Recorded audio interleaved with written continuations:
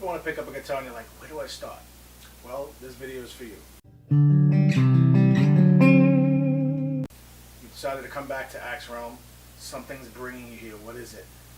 Songs are cool and everything, but sometimes people just don't want to start from the basics, right? The absolute basics. His first lesson's going to be on chords. I think chords, getting your fingers used to manipulating your fingers in ways that are not normal. That's definitely part of chords.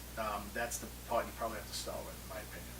So I'll go ahead and go over 2 chords for you, and you'll practice these chords. I would say at least take a week just trying to get used to strumming between the 2 at different intervals, different paces. But first we'll start nice and simple. E, A. Do that one more time. D, A.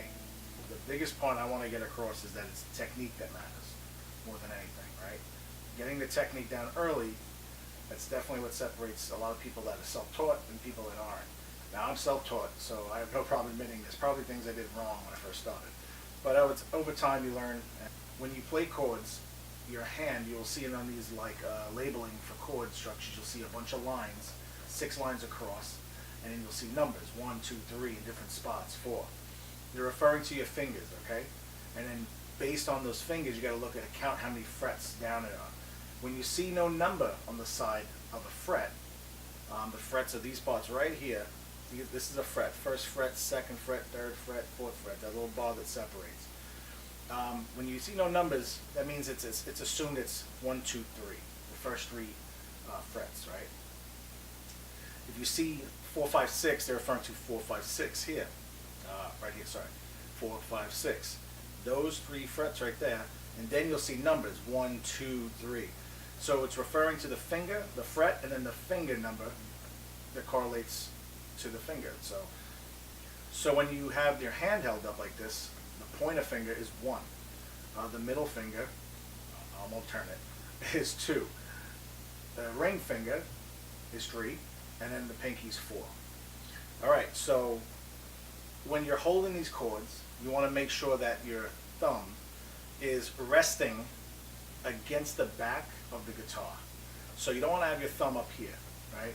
When you start to do this, that's technique-wise, it'll mute strings accidentally, and so you want to make sure that your hand, your wrist can go around the neck of the guitar comfortably.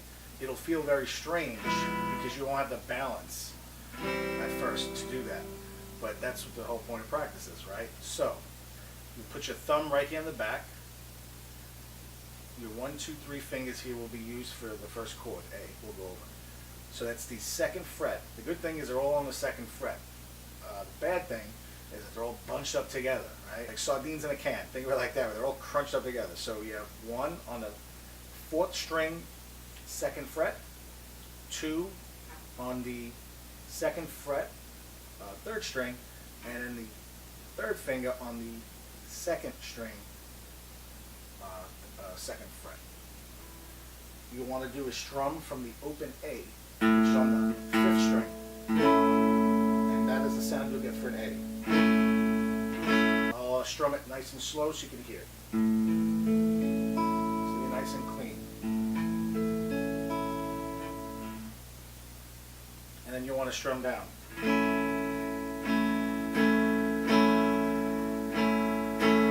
Alright, so that's your first chord. Now we'll get to the one that'll probably be a little more difficult for people, which is the D. But to be honest with you, once you start playing guitar, D is one of the easiest ones to go to. So with this one, you're going to be taking your finger 1, and you're going to put it on the 2nd fret of the 3rd string. Then you're going to take your 2nd finger and put it on the 2nd fret of the 1st string, the high E. And then you're going to take your 3rd finger and place it right here on the 3rd fret of the 2nd string. Okay? You'll be strumming from the 4th string down. Alright, this is for a proper D. And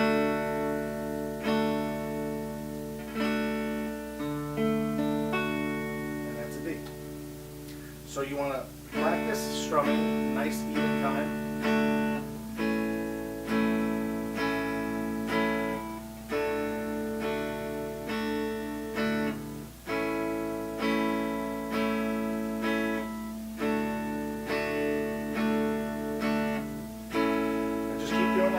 Back and forth. The whole point is to get your fingers used to switching. So one of the keys is sometimes you'll notice with certain chords, your finger will already be in place to move, if you keep it there, to the next chord, such as with G, for example, G and D. We'll get to G another day, another lesson. But, for example, your third finger will be here for the G chord. So, since I'm already on the D, and I have to go to G, let's say I have to go to G, I keep it there, and then I move the rest after that. So you don't have to lift to then reassociate the finger back down on the string. So just get used to switching between chords. Some of them, like the D to A, you will have to lift all fingers to go to in that case.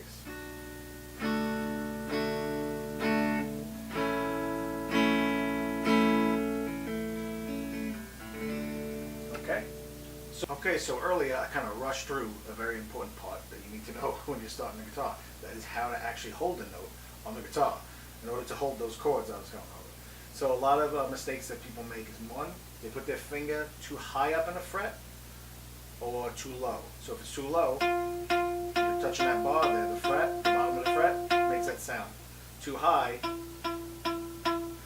sometimes you go in the middle, that's doable. But you want to try to get as close to the bar as possible without touching the bar. So right there. And you want to use the top most part of your finger. So it should, your finger should technically look like this when you strum, or when you hit the note. Just like that. Alright, so top part of your tip of your fingers. Right at the tip of the finger.